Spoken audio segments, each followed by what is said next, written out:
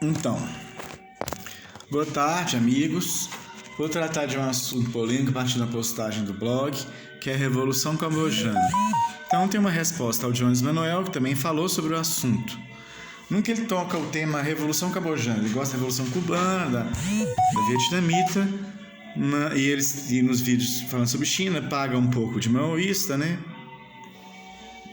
Mas olha, Jones, você tem que lembrar que até a Wikipédia fala em desmaoização, golpe de 76 de Hua Guofeng e na prisão dos maoístas. Inclusive, o que é chamado Gangue dos Quatro é a velha guarda dos maoístas, a esposa do Mao. Então, e outra coisa, a gente tem que lembrar, esse governo do Deng Xiaoping fala muito em culto da personalidade. Quando essa expressão aparece, ela é para decapitar líderes do partido, historicamente, na Rússia dos anos 50, na China dos anos 70. Pode saber. Ela não é uma expressão marxista. Então, voltando aqui ao meu post, Jones revisionista contra o Camboja Democrático. Eu acho que a partir dessa posição aqui fica evidente, para tratar da Revolução Cambojana de 75, fica evidente que o PCB, né, através do Jones, tem a posição a favor do Vietnã agressor em 78. Embora não toque no assunto, né? Mas tudo converge para isso. Olha o vocabulário com que ele fala aqui do Partido Comunista do Campuchea. Nesse contexto surgiu Pol Pot e o Quinha Vermelho. Não, Jones, surgiu antes. Quando houve a racha lá no final dos anos 50, começo dos anos 60, os cambojanos, o Partido Cambojano não aceitou a ideia dos vietnamitas, que eles não deveriam lutar, que os vietnamitas libertariam o país deles. Quando eles racharam, muito significativamente, né, os vietnamitas mandaram eles ler o esquerdismo do Lenin, falou que eles estavam muito à esquerda, era um esquerdismo infantil. É típico, né? Então, aí Jones prossegue dizendo no blog dele, no Maquiavelli Teorizando: seu governo foi genocida e autoritário. Tem que provar mais isso, Jones. Tem que tentar conseguir mais evidências disso do que condenar um governo assim, que é da sua vertente política. Então, mas não foi uma deriva necessária da ideologia comunista. Aí você tenta tirar a sua responsabilidade de ter que pesquisar e defender isso. A lunática ideia de propor a deportação em massa da cidade para o campo foi resultado de fugas em massa do campo para a cidade para fugir dos bombardeios dos Estados Unidos. Não era nada lunática, Jones, porque era o seguinte: 2 milhões de pessoas mais ou menos foram retiradas do campo, que não estava produzindo mais, para a capital, onde não havia bombardeios americanos, que era a única região, junto com as proximidades ali dessa capital, que os americanos, seu governo títere, o fantoche do Lon Nol, que era uma ditadura militar, controlava. Só que esse governo títere tinha uma embaixada da União Soviética ali, né? Reconhecia o governo de Lon Nol. Então, o príncipe Sihanouk, que tinha sido deposto por Lon Nol, sentiu muito isso, não é? Não ter apoio nos organismos internacionais, enquanto a União Soviética reconhecia esse governo ilegítimo, ditatorial, ditadura militar, onde tudo era controlado pelos Estados Unidos. Então, como houve bombardeio dos Estados Unidos exportando a guerra do Vietnã para o Camboja, no começo dos anos 70, por volta de 73, foi necessário em 75, 76, que as pessoas fossem levadas para o campo, porque o campo precisava produzir.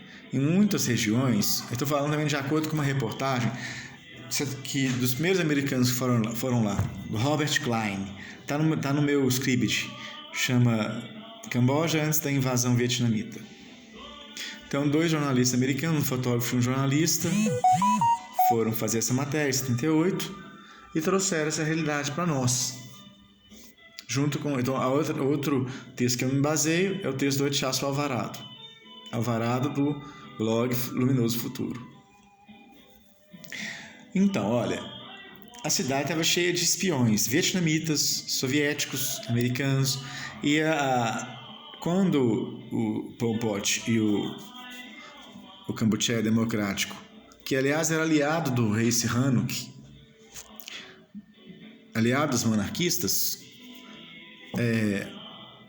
tomou a cidade tinha uma população muito grande e a ajuda humanitária foi cortada, porque os Estados Unidos continuaram em guerra com o Camboja Democrático.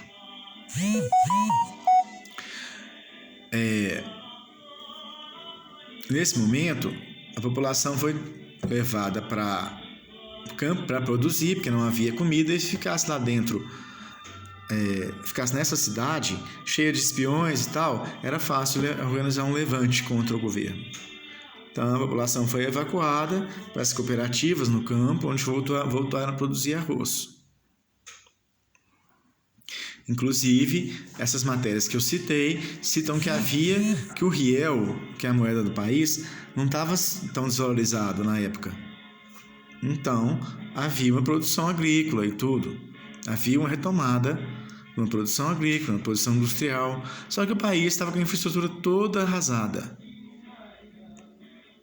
A partir de certo momento, o que foi decidido pelos cambojanos? Uma experiência interessante. Foi abolido o dinheiro, então passou a se fazer trocas das cooperativas com as cidades. Então, um troco dos produtos do campo, vinham os produtos da cidade industrializados.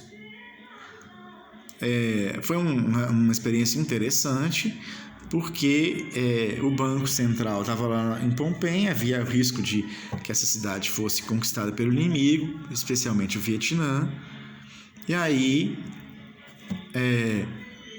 haveria um elemento a mais para prejudicar a luta do povo cambojano. Então, sem o controle do Banco Central, ficaria mais complicado, né? Então, com as cooperativas fazendo as trocas, um sistema de troca, foi possível abolir o dinheiro. Praticamente se aboliu o dinheiro. Então, uma experiência interessante para ser estudada. Então, na prática, a política do Vietnã estava sendo uma política social imperialista, imperialismo disfarçado de socialismo. O Camboja tinha poucas armas, não tinha uma marinha primitiva, não tinha aviação, e a população do Vietnã e o exército era muito maior. Então ele não tinha como se defender no caso de uma invasão. A infraestrutura estava toda destruída. Com o bombardeio americano, destruiu-se pontes, hospitais. A infraestrutura estava toda no chão. Mas mesmo Cuba apoiou essa invasão em 78, que causou uma enorme crise humanitária. E, inclusive, quando Cuba apoiou a invasão do Vietnã junto com a União Soviética, né? Na época, Deng Xiaoping, né? Já tinha chegado ao poder, que é 78. O Deng Xiaoping mandou um exército lá para a fronteira do Vietnã, fazer umas escaramuças e tal, começou uma guerra ali na fronteira. E ele falou uma frase bem interessante, assim, que caracteriza ele como imperialista. Ele falou, os Estados Unidos deviam castigar Cuba, porque Cuba e Vietnã são como crianças birrentas, crianças mal criadas, merecem levar um couro. Levar couro, né? Não foi esse com essas palavras, mas esse é o sentido, são crianças mal criadas, esses pequenos países que ousam desafiar os grandes. Esse tipo de fala é própria de um imperialista. Então, não se pode negar essa experiência como não sendo socialista. Olha, Jones fala aqui, fala nas loucas ações do Khmer. Essa atitude não foi louca, senão havia alimento para as pessoas na capital. As pessoas tinham que produzir no campo, a capital foi reduzida a uma cidade meramente administrativa, uma população bem menor e onde era estimulado que as pessoas plantassem hortas, até nos jardins.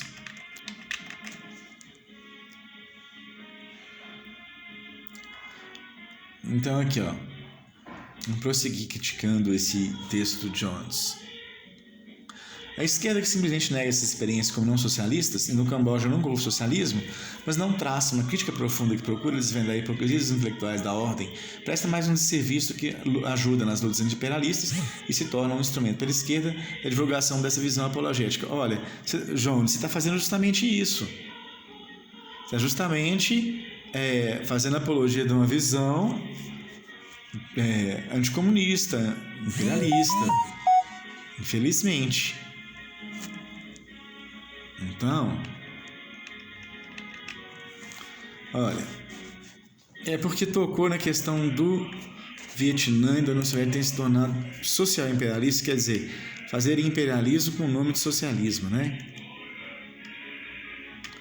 Então, eu acho assim que na matéria dos jornalistas ao Camboja existem coisas muito fascinantes.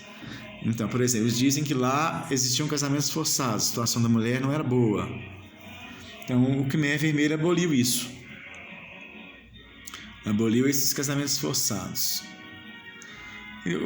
O Fidel faz um discurso nessa época aí que fala justamente disso, mas inverte.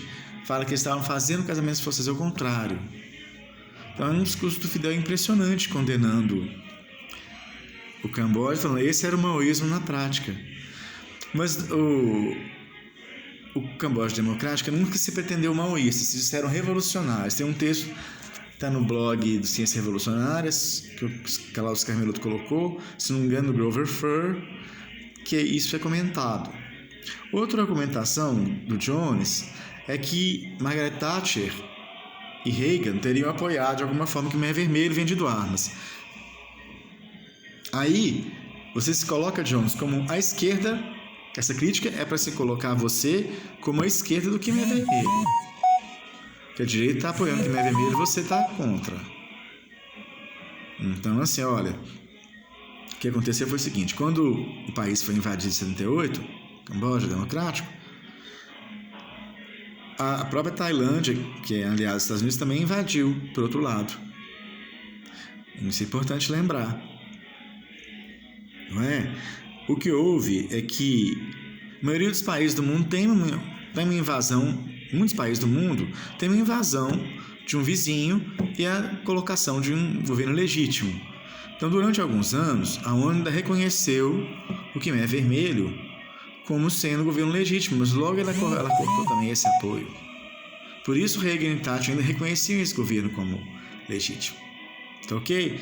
Eu acho que isso é o mais importante para falar agora.